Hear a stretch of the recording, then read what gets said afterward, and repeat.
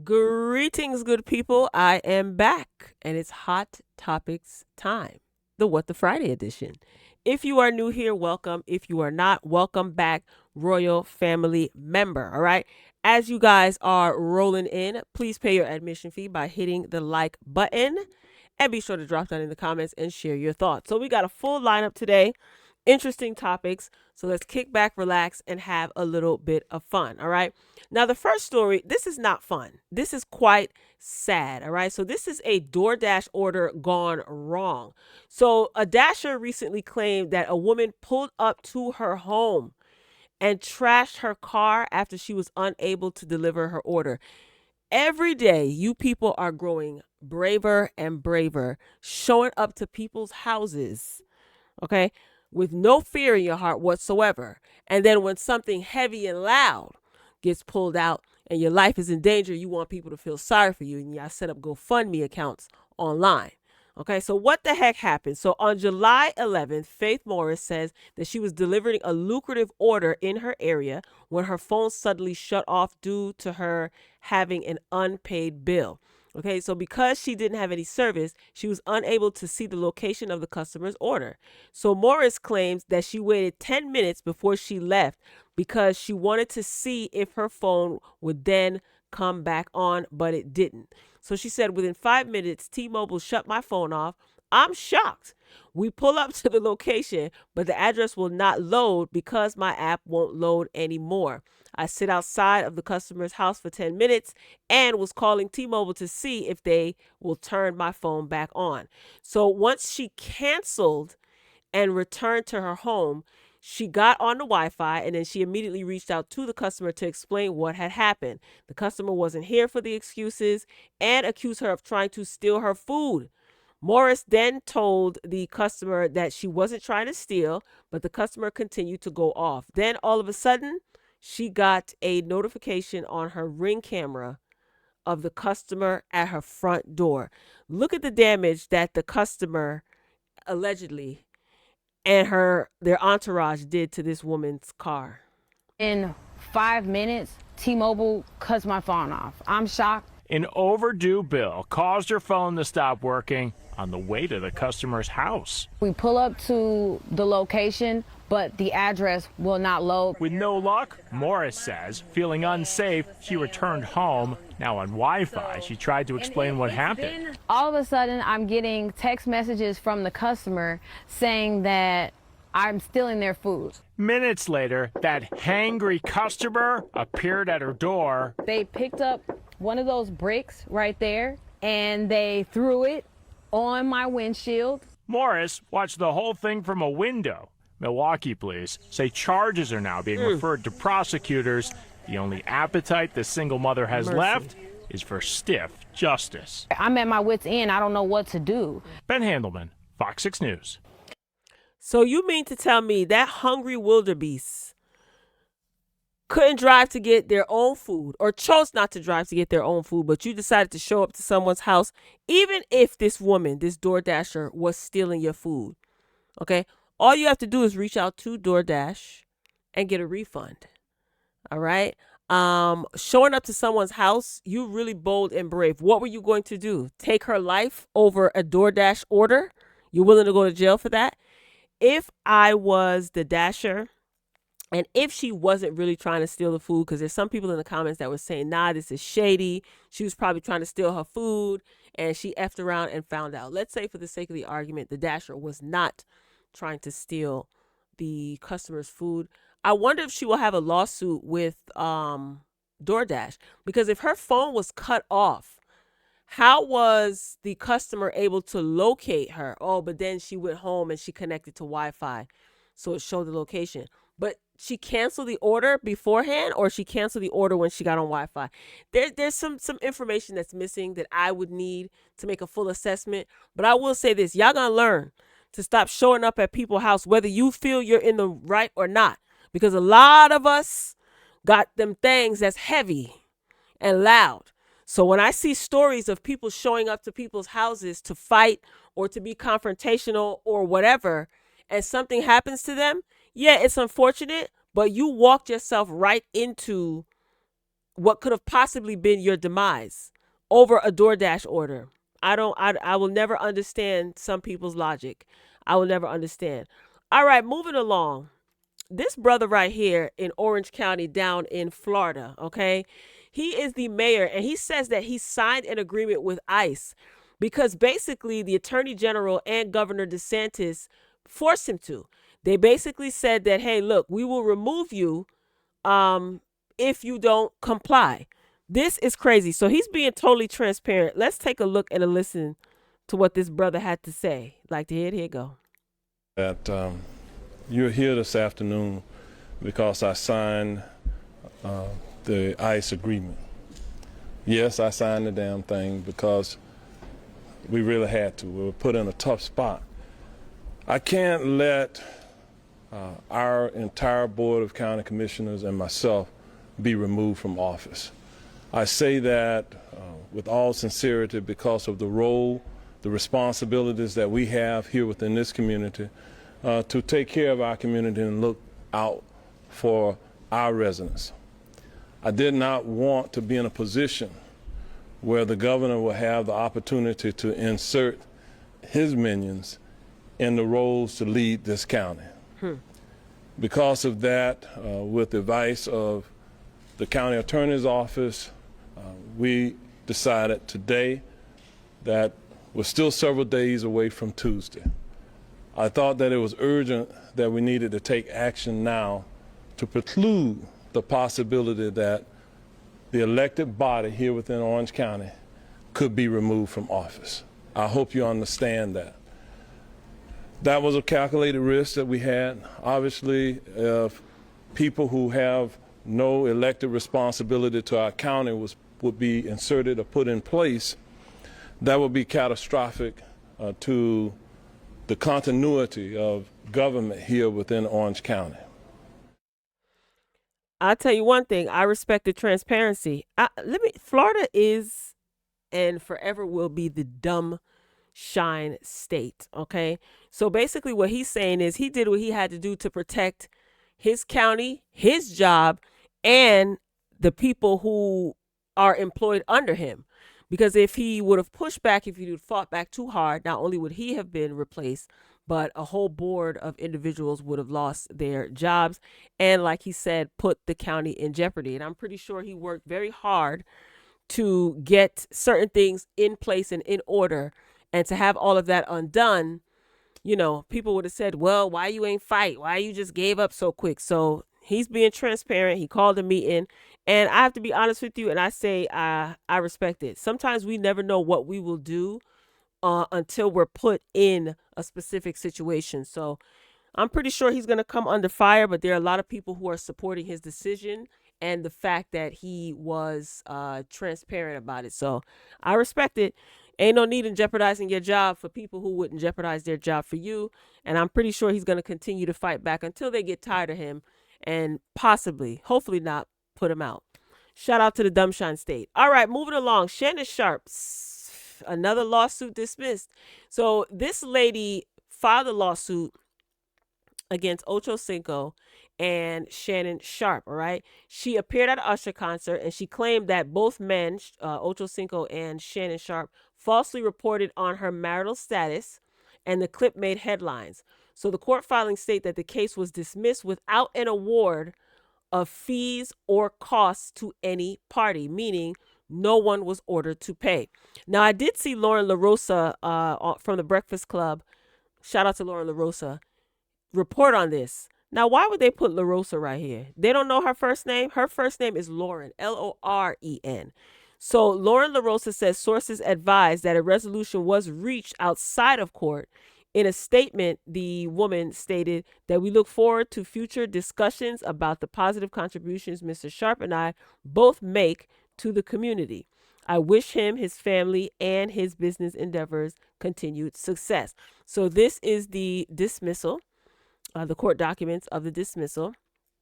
This is her interview where she pretty much stated that Ocho Cinco and Shay Shay Media, she was suing them for $20 million in an attempt to get them to retract comments before filing the lawsuit. So let's take a quick listen. opportunity to even be able to retract it, just to apologize. You sent out emails, letters, you've spoken with people, the producers over there, everything, and still they chose not to take it down. Absolutely. So when it all began, this is back in April, many people are just hearing about it now, and that shows I'm not into trying to get a media hit about this. It got picked up. I'm not even sure how. I'm not really talking about the nuts and bolts of the case, but this case is about Shay Shay Media. It's about Pink Deer, the production company that was not fact checking it, or if they. So basically what she said was that she reached out to them on more than one occasion to get the video taken down and their statements retracted. They ignored her, so she pushed through with a $20 million lawsuit. A lot of people said that she's going to win this lawsuit. So according to court documents, it was dismissed. No settlement was made. And I scrolled up and I see that they put Lauren LaRosa. They added her. So they credited her. All right. Shout out to the Shade Room. So Lauren LaRosa said that she reached out to sources and she was told that there was a settlement behind the scenes. I think that's what she was insinuating when she reported on this. Child, Shannon, you're dipping into your retirement. By the time you're done paying out all these settlements or this alleged payout, are you going to have money left over to retire? You done gave generational wealth to that young snow bunny. Anyway, good luck to you, Shannon Sharpe. Everybody is so litigious. My goodness, everybody want to sue everybody for everything. All right, up next, this little girl in the pink coat has been trending all over social media. She's been called a diva. I think that she's bad as hell, and she needs a belt to. Okay, so apparently no one really knows what exactly happened or what. There's shoplifting involved. Apparently her mother was there. We don't really know. So it seemed like a normal day in Manchester. This is what the Shade Room is reporting at this mall until this little girl got caught up in chaos. It was reported that she was there with her family until the police came to retrieve her following reports of alleged shoplifting. The woman, who appeared to be pulled by her hair by the young girl, did not know her and was a bystander watching just like everyone else. Although the incident happened in 2022, the Jet 2 holiday trend has the resurfaced clip going viral all over again. Okay, so this is an old clip that has been resurfaced. Take a look at this little girl in a pink coat that everybody's so enamored with. Nothing beats a Jet 2 holiday. Oh, Lord. I don't even know if that's going to get me a strike. So she goes back. She pulls some girl's hair. I guess that's probably the person who was laughing at her. She goes down on the escalator. Everybody finds this so cute. They call her a diva. They laugh at her pose. The escalator stops. She goes down the escalator. No adult supervision. No one knows what's really going on. People are laughing. It's funny. Ha ha. There was that little girl in the white was apparently with her. Everyone's passing her. I don't know who those people are in the red jackets, if they're security, but they're literally watching her hop over, trying to get away. I just, whatever. This is her allegedly shoplifting, getting caught. You know, I just love how she's being referred to as a diva. I love it. I love it. I love it.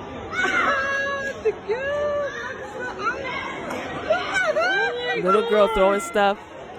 Seriously? You know, we already know what this is, okay? This is the definition of standing on business. And you know what? Listen, I have a sense of humor. I get it. Certain things tickle people. Yeah, I didn't find this funny, but, you know, I've laughed at sillier things. But the reason why this is annoying is because she's called a little diva. And just recently, there were 3 young black kids that were locked in a Walgreens for stealing. Now, granted, I'm not asking for anybody to get preferential treatment if they're stealing, but for Christ's sake, she's throwing things at people. She's going around pulling people's hair. There's no adult supervising her. We don't know where this child's parents are. She's just running amok in this mall and she's being called a diva.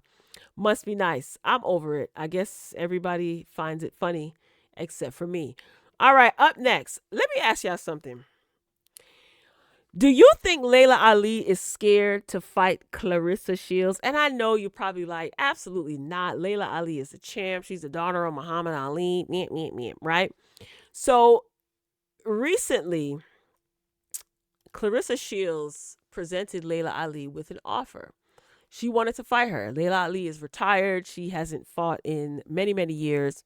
Claressa, you know, she's young, coming up in the boxing world, making a name for herself. And Layla Ali basically said it would take 15 million or between 15 and 20 million for her to even entertain the idea. Okay. Well, Claressa Shields presented a $15 million check. Where she got the money from, that's none of my business. All right. And everything was set up and they were ready to go. Now Layla Ali is saying, she's singing a different tune. Okay. So I'm going to go backwards with these slides. Let's listen to this first. So Claressa Shields responds to Layla Ali stating she'd consider fighting her for $20 million. I'm the greatest now. Be careful what you ask for. Been ready for you. Ooh. One Claressa Shields. There's rumors that you're gonna come back and fight her. What everybody's talking about it, or in the boxing circle. The rumor that I heard was that I said that unless somebody had 15, 20 million, don't even call me about this. That's all. Turkey has that But that is what you said. What do you mean the rumor that you heard? It came out of your mouth. You said it. money. Turkey's gonna set this up. I know it. Unless somebody calls me and says they have it, we're not even gonna have a conversation. I'm not trying to come back and fight, but if someone offered that kind of money, I would actually have to think about it. I'll talk to Turkey tonight. Do I look like I can fight again? Yes, you do. Yes. I think so too. You look beautiful too. Laila, last one. Claressa. Now that she's in the gym, she's training. I know. That's what I'm talking about. That's what we like. Laila, I'm here with my team. I got great news for you. We got the 15 million. Let's make a fight between me and you, the best versus the best. The greats versus the greats. The GOAT versus Muhammad Ali's daughter, Laila Ali. Let's make it happen. Mark, what else do we got? Look, we have the two most prominent venues in this. All right, so she got the check and all that good stuff. And then I want to get to where Laila, here you go. All right, brace yourself, guys. There's music playing in the background, so I'm going to be pausing and unpausing. So Laila Ali seemingly responds to social users urging her to accept Claressa Shields' $15 million fight offer. So listen to what Laila Ali is now saying that the check has been presented. Now, to answer the question that I know many of you who are poking around waiting for me to give you an answer, the answer I am going. She said the answer is yes, I am going to answer your question when I'm good and ready to do it. Because you know what? Nobody calls shots on me. I do things when and how and where I like to do them. Girl, bye. Boo. Tomato, tomato, tomato, tomato. No. Laila Ali is known to talk cash, S-H-I-T, okay? Here's the thing. You're retired, and that's great. You're a champ, and that's great. If you know that you're not interested in fighting Claressa Shields, why not just be humble and just say, you know what? I'm going to leave that to the young folks. I'm going to leave that to the younger generation. I had my time. My time has passed. I appreciate the offer. No, you was talking cash-ish. You were talking big dollars. And Claressa presented the money, and now you're trying to backpedal, okay? And I see in the comments people are saying that Laila Ali doesn't owe Claressa anything. It's not about owing anyone anything. This is how it is in sports, right? You have people who, trash talk, people who make offers. It's the nature of the business, all right? So Laila Ali, this is not a good look. It looks like you're backpedaling. When the offer was presented or when you were asked about Claressa, you were trying to be a little snarky and shady. And now she presented the offer and now you're backpedaling. So, yeah, whatever, girl. So at the end of the day, listen. So according to Claressa, the answer from Laila Ali's team is actually no. She's not interested and she's turning the offer down. So this is what Claressa has to say. Why is Papoose always standing there like he her bodyguard? This whole dynamic with them is weird. But anyway.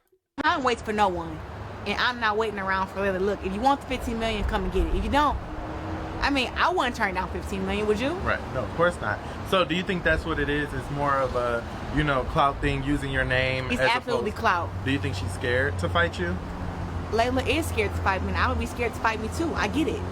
I get it, but hey, this is the world of, clout and social media. Everybody wants it, and only real people are doing real things, so it's not a knock to anybody, just the fact that we're in a generation now where the women fight each other. Yeah. We don't duck each other, and back in her generation, that's all she did. So it is what it is. So for you, you're still open to it if she's down for it. You got the 15 million ready. You still want to do it. Absolutely, but I'm not going to wait around for anybody. You know what I'm saying? I have other fights lined up. I'm still fighting the best. And listen, this is no different than what any of the male boxers do and how any of the male boxers behave.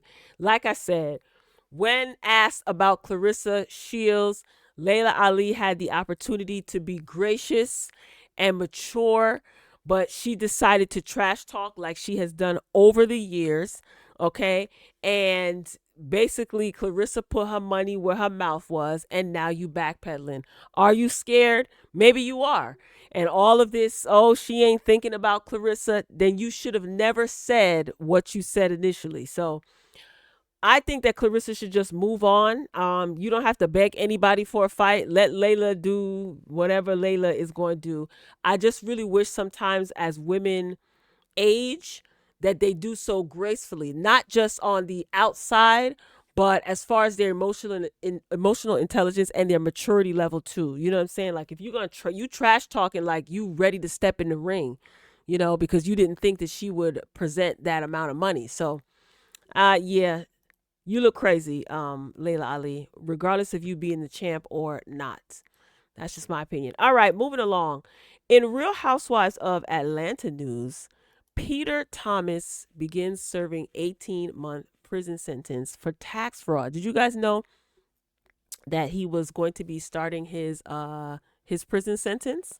So the former Real Housewives of Atlanta star checked into the federal correctional institution in Miami on August 1st, according to court records obtained by U.S. Weekly. It was believed that he turned himself in this summer after a post on his social media featured a photo of a prison sign. He pleaded guilty in July 2024 to willfully failing to collect and pay employment taxes related to his restaurants totaling more than $2.5 million from 2017 to 2023. Now, they will get you for them taxes. The government wants their share, okay? In the Instagram post he shared a few months ago, Thomas warned other business owners not to repeat his mistakes. He wrote, "All my people told me not to post this, that I am crazy if I do.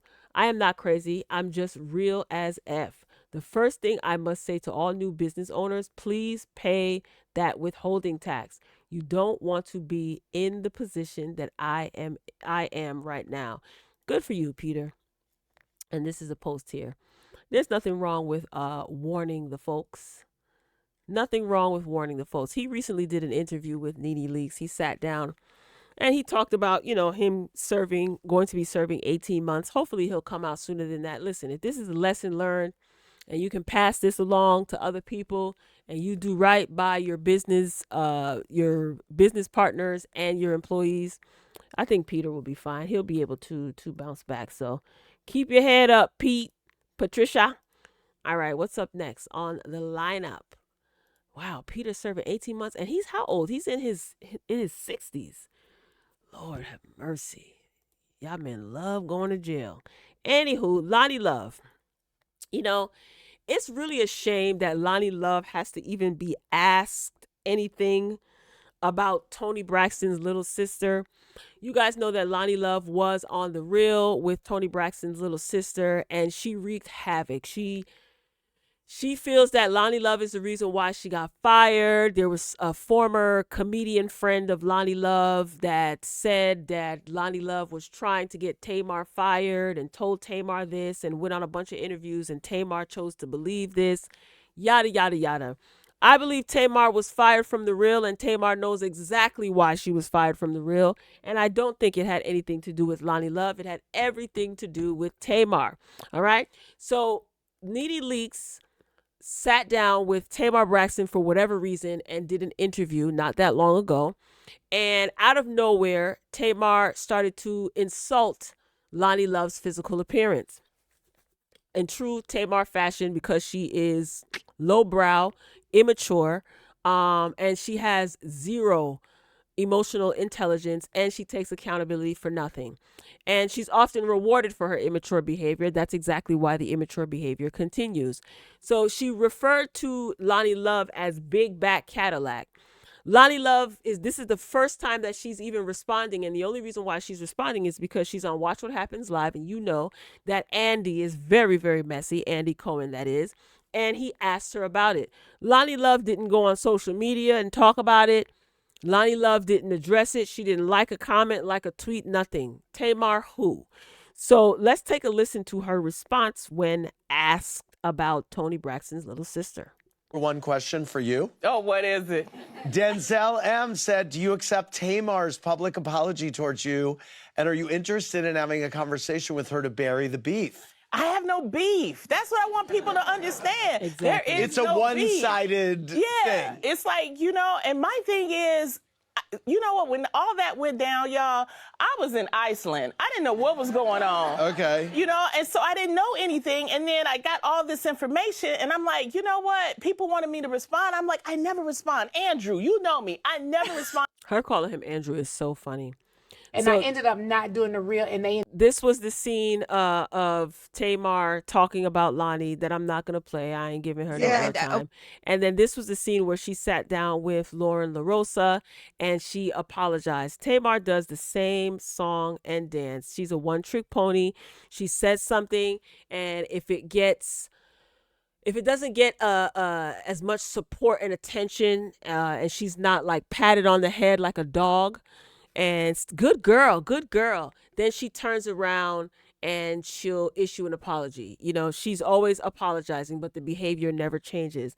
I have talked and covered Tamar and the Braxtons' family values. When the show first started, I did reviews and stuff like that, and I've covered certain things about Tamar and the Braxton sisters, and I just feel that Tamar is ignorant, and I believe that her ignorance has been pacified for many, many, many, many, many, many years. Arrested Development is definitely at play heavily, and a lot of people reward her for her stupid behavior. I think that she's immature. I don't find her funny at all. I don't find her comical. I don't think I've ever laughed at anything that she's ever done. And will she grow up? Doesn't matter, because I don't have to be around her. So anyone that has to deal with her, good luck. So I just think that that's vile and disgusting when you talk about someone's physical appearance, when she was the same one that cried on The Real when K. Michelle called her a Muppet. Tamar falls out with everyone. She's the common denominator in every single issue, altercation, and what really sealed the deal for me is when the Braxton family went on to Iyanla Fix My Life, and she was so disgusting toward Iyanla, and she really sits there and thinks that it's cute. But anyway, enough of Tamar. Shout out to Loni Love. Good for her. Loni's like, I don't have any beef. And that's usually the case with whoever it is that Tamar decides to attack. She tries to make it seem like it's a two-party beef when it's really just her beefing with herself and taking it out on whoever she can take it out on to get attention from. Poor sad soul. Anywho, speaking of poor sad soul, all right, let's wrap this Erica Mena stuff up. Erica Mena is pathetic. She's another one. I'm just going to come out and say it. I think that she is absolutely, positively pathetic. Here's what I want to know. I want to know why, Nene. Why is this cornball being interviewed about her derogatory comments about Spice? Okay, so here's my question. Also, you're just going to continue to try to benefit off of the black woman that you insulted? Listen, Nene has her show and she's doing well. The set always looks very nice. I noticed that she does upgrades occasionally. Nene always looks stunning. Nene can have whomever she wants on her platform, but this guest is just a waste of lighting and production, in my opinion. Okay, so Erica Mena says that people had selective outrage when she called Spice a monkey, but didn't give Spice backlash when she pretended to bleach her skin white.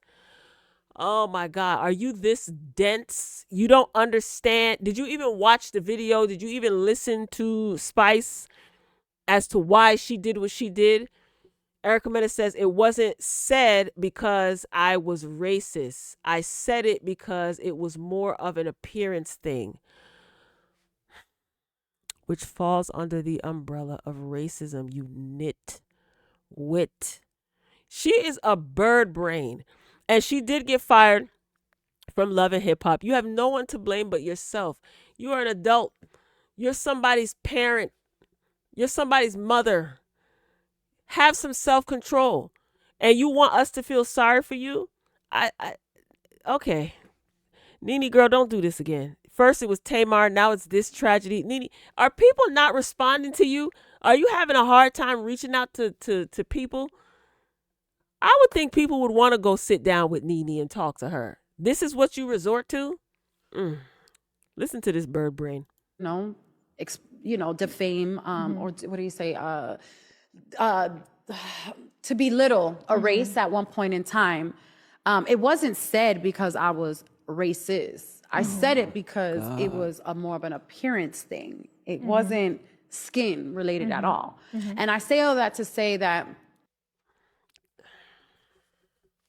I wish y'all could see my facial expression right now. She's dumb. She's stupid. Like, oh my gosh. Do you hear yourself, girl? It wasn't a racist thing. It was an appearance thing.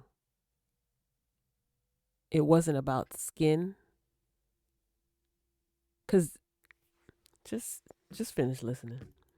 people have selective outrage because this is the woman you guys are going like so hard for, but she literally went viral, or should I say had a whole media campaign about becoming a white woman and how proud she was to bleach her skin, or I don't even know what her MO was at that time. Exactly. You don't know the MO, so why are you using this as an example?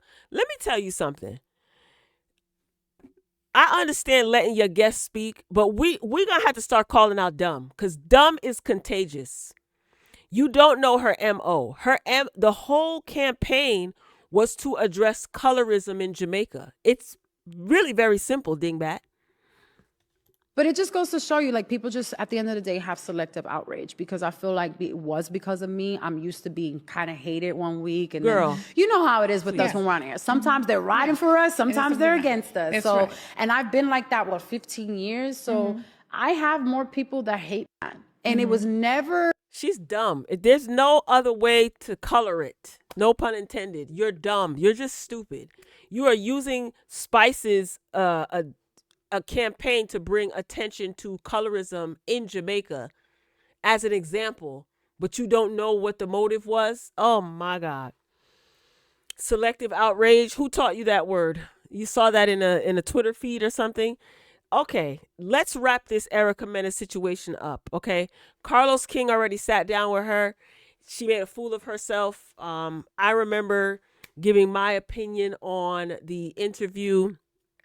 We got to start holding dumb accountable. We got to start saying, no, and then interjecting. Because if we let people continue on with this stupidity, they are literally, just like Erica Mena is displaying right now, they're going to feel that they're right because no one is saying anything to them in their face. Nene, why did you have her on your platform? I'm really curious to know if Nene is like desperate for guests. This is beneath you, Nene. And I get it. Maybe you want to be friendly, you want to be welcoming. Maybe Carlos King gave you some tips, and that's no shade to be inviting. But you know what, Nene, good for you. You're doing the interviewing, and I didn't watch I didn't watch the interview at all. I'm not sitting down wasting my time listening to anything that Erica has to say. If Nene did hold her feet to the fire and held her accountable, great. Put it in the comments. Let me know. But I won't be sitting and watching. And I enjoy supporting Nene on her show. I sat through that Trick Daddy interview. That was tough. Okay. I sat through the Peter interview. That was cute. That was good. But this is where I draw the line. I didn't watch Tamar's interview, and I'm not watching Mena's interview. No, thank you. So it seems like, I wonder if she'll be back on Love and Hip Hop. Do you think that they should just like sit her down and bring her back? I think if ratings start to slump and they get desperate for ratings and they can spin a storyline, maybe. I think if she is if they can get her to be apologetic, then maybe they may bring her back. But I don't think she is willing to go that route, the apologetic route, because it's performative at this point. She's literally doubling down on what she meant what she said. Bottom line is, she meant what she said. Just say it. I meant what I said in the moment, and I'm not apologizing. We all see it. We all know it. And we quite frankly don't care.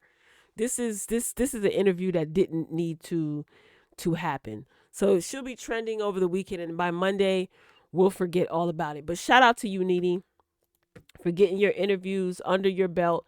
This is like practice, I guess, right, Nene? You're practicing. So good for you. I want to see some better guests on Nene Leakes' show. I think as she gets more seasoned, more experience, and more comfortable in the interviewing role, I think the guests will come. There's some fine tuning that needs to be done as far as interview skills are concerned, and Nene will get there. I'm actually rooting for Nene. So yeah, no more Erica Mena, and certainly no more Tamar. Please, Nene, you've worked hard to build your brand.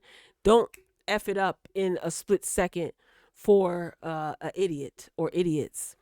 All right, y'all, that's all I got. This was a pretty short What the Friday episode. It's all good. Listen, I want to thank you for your support. I want to welcome all of the new Royal family members, aka subscribers, supporters. I appreciate your comments. I appreciate your DMs. Those DMs on Instagram are something else. And I like the fact that you guys feel comfortable DMing me. I appreciate it. I appreciate all the suggestions. Shout out to all of the new Royal family members. All right, so get down in the comments, share your thoughts. Don't forget to hit the like button. That is your admission fee. And if you haven't done so already, subscribe to the channel and check out all of the other videos on the platform. I hope you guys have a splendid rest of your evening. All right, and don't worry, because I will be back. All right, I love you for watching, and I will talk to you later.